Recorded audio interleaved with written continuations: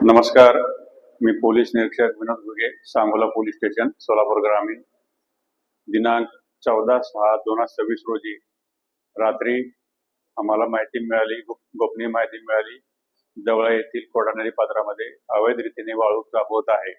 त्याची माहिती मिळताच मी तात्काळ सांगोला पोलीस स्टेशनची टीम त्या ठिकाणी पाठवली.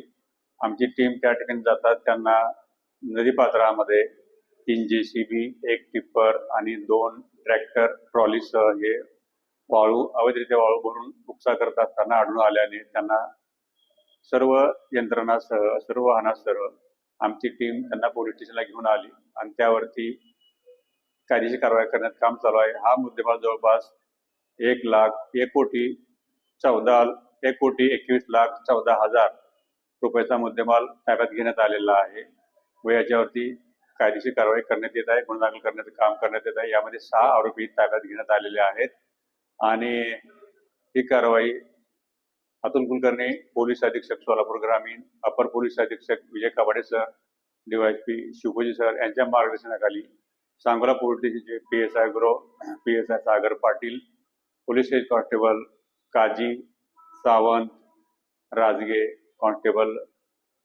नदाब, माळी, पांढरे यांनी ही कारवाई केलेली आहे.